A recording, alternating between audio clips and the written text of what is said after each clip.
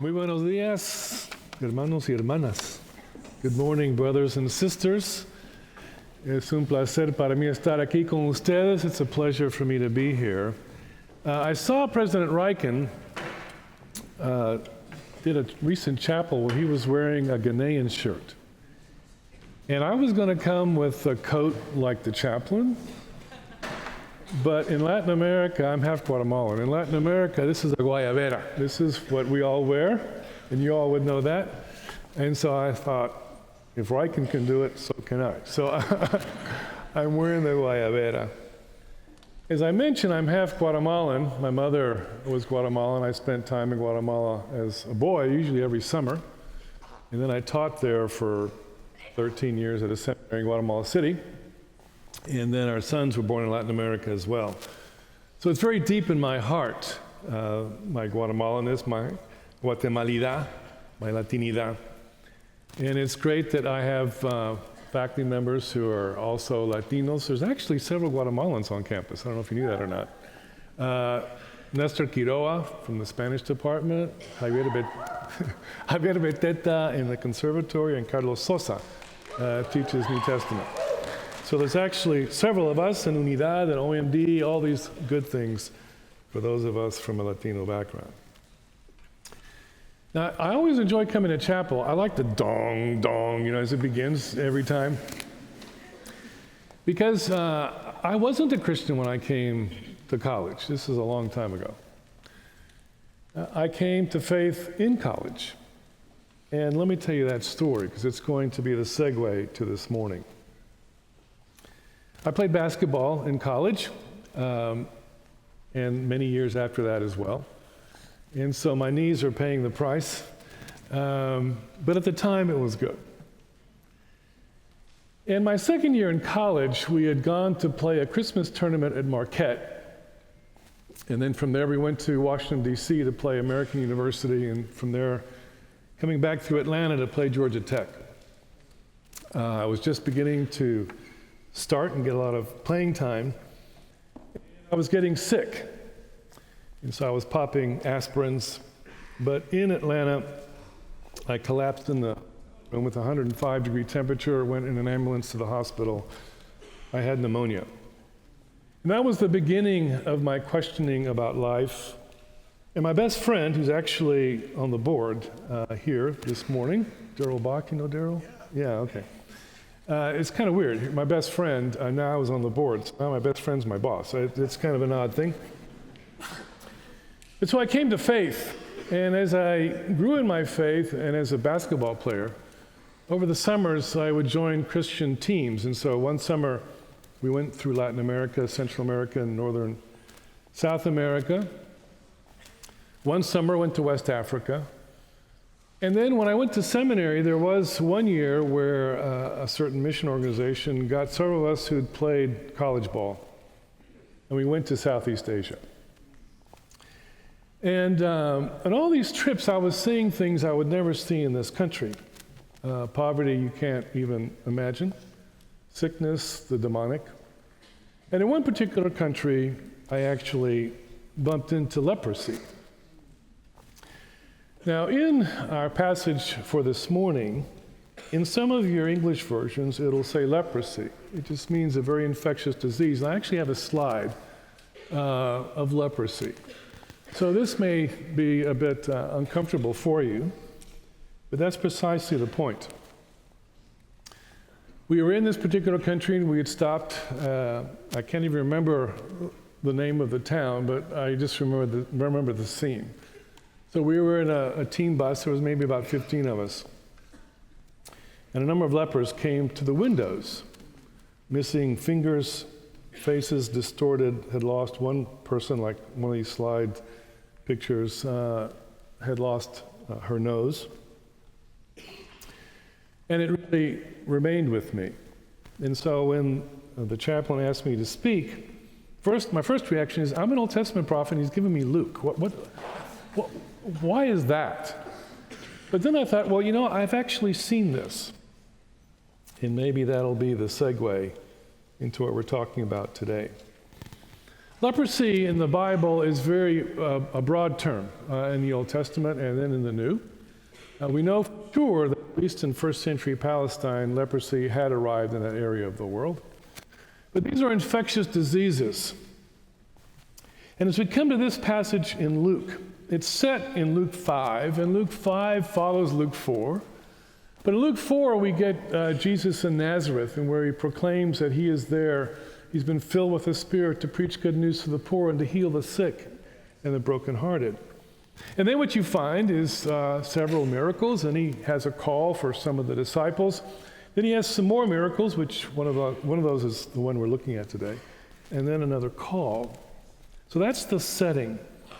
At the end of chapter 4, it says he's going around several towns, and the passage today begins as he was in one of those towns.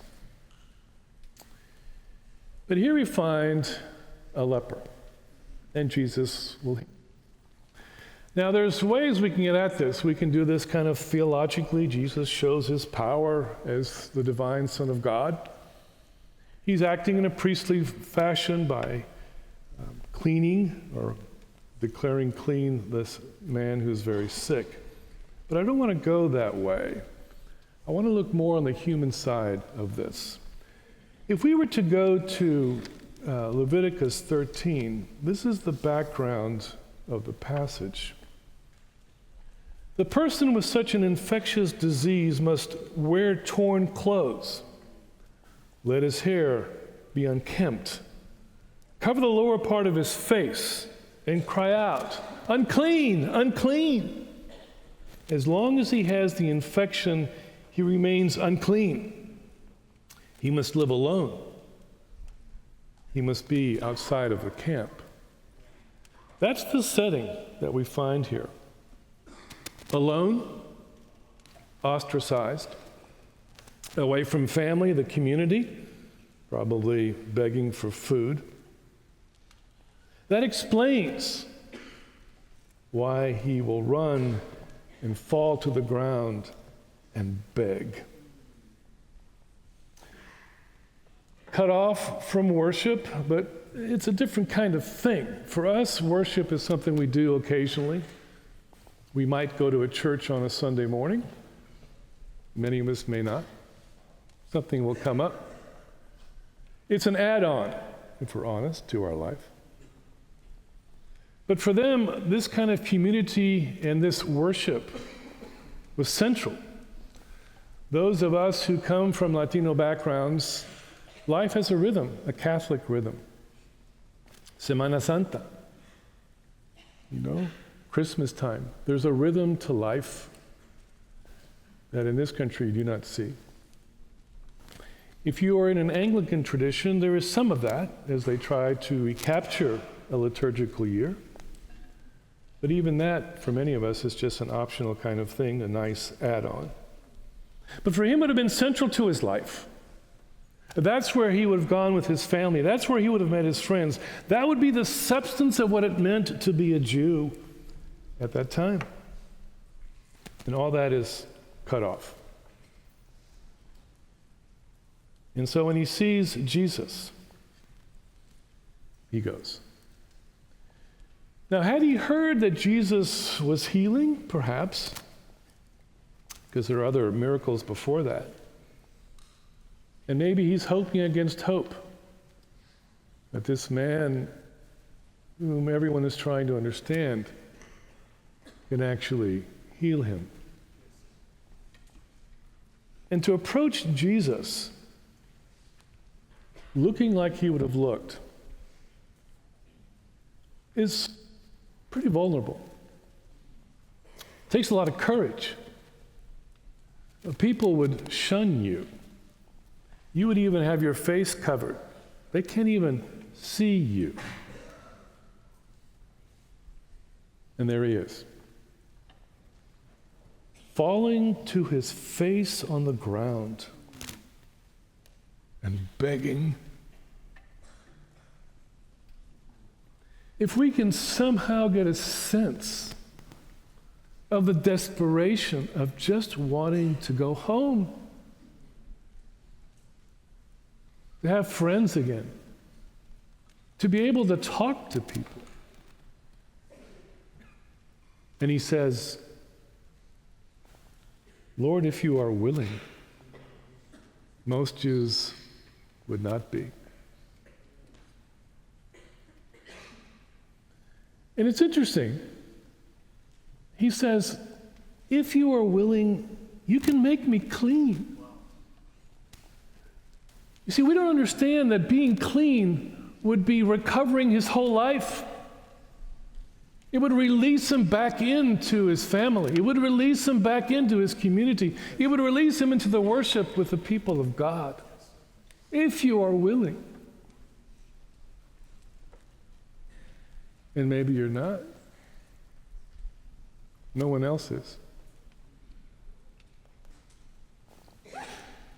Now we know from other passages when Jesus heals, he does it with his word. Lord, if you're willing, just say the word. And he does that on several occasions. But on this particular occasion, Jesus does more than that. He actually touches him. What's your reaction when you see that? Well, maybe kind of interesting for you. It's still just a picture. What if the leper comes to the window of your bus begging? Your first reaction is to, oh my gosh. What do we do with the homeless person on the street? Dirty, unkempt? Sounds like this. Unclean? Just the other day, I went to Starbucks here in Wheaton. Coffee's not that good, but I go. Talking to my sister here, she's half brasileira. If you want good coffee, go to Brazil. Brazil. Anyway, I come out of Starbucks, and there's a homeless man. And my reaction was to walk away. Have you ever had that experience? You don't know what to do. And you don't want to engage. It's just uncomfortable. That's just a little sense of what we see. And Jesus is not only willing, he touches him. It's amazing. Just saying the word was not enough. When you have people who are unclean and rejected, just the touch means so much. So, as I was thinking about that this morning, and I'm reading this passage, it just strikes me about the compassion of Jesus. And he says to him to go to the temple and do the sacrifices. And we do the theological thing. Oh, this is what he needs to do according to the law, Leviticus 13 and Leviticus 14. But Jesus is releasing him into life. That's what's so amazing. And then he says, but don't tell anybody. I think probably because people wouldn't understand. Even his disciples don't understand. He doesn't want the show. And that's what we want so many times. It's just the show. Even when we sing to the Lord, it's about the show.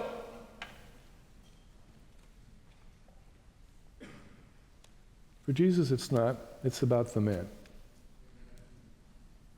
He says, don't tell anybody. In a parallel passage, he actually does. But he says, go tell the priest. Go tell the religious leaders. And then Jesus, we didn't read this far, will go and find a lonely place to pray. He doesn't want the show. He just wants that man. There's so much of a lesson for us there. So as I was thinking about how could I apply this to Wheaton students, so let me give you some thoughts.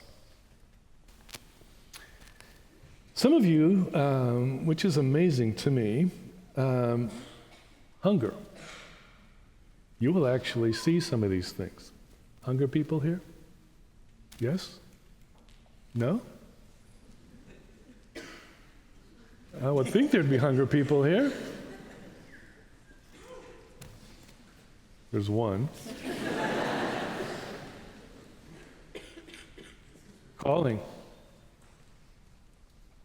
to be with the unlovely, to touch them, those with looking maybe for the certificate in humane disaster. Education. How many kids will you be with that just need a touch? Coming from terrible homes, dysfunctional, maybe some of you are like that. Some of you are going to nursing. You will touch a lot. Pre-med, even business degrees. All these things are touching people. But one thing that I asked, I don't have many of you in, because I'm in the grad school. I'll have a couple of courses with undergrads in the spring. But I asked my class, I have several undergrads, have you ever seen healing? And here I think I've heard that the theme for the semester is healing. And we're actually seeing it here. Do you actually believe that? Some of you have friends or family that are sick.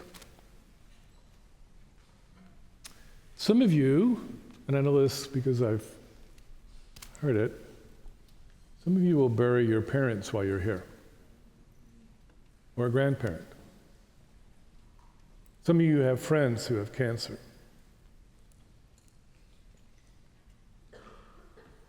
What's your prayer? It is this: Lord, if you are willing, heal. That's the power of the passage. Lord, if you're willing. And we cry out.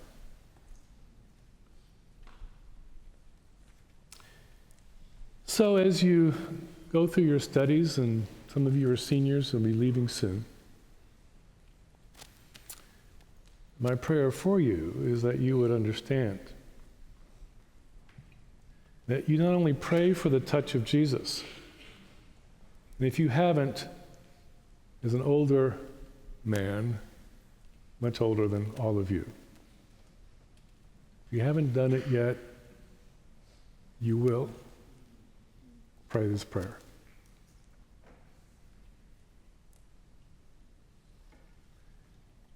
And being the touch of Jesus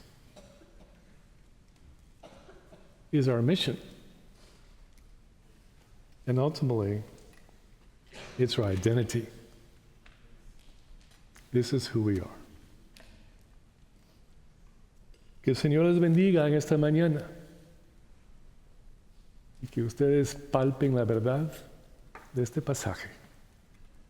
The Lord bless you this morning, and may you feel the weight of this passage en el corazón más profundo de tu ser, in your heart, in the deepest part of your being. Amen.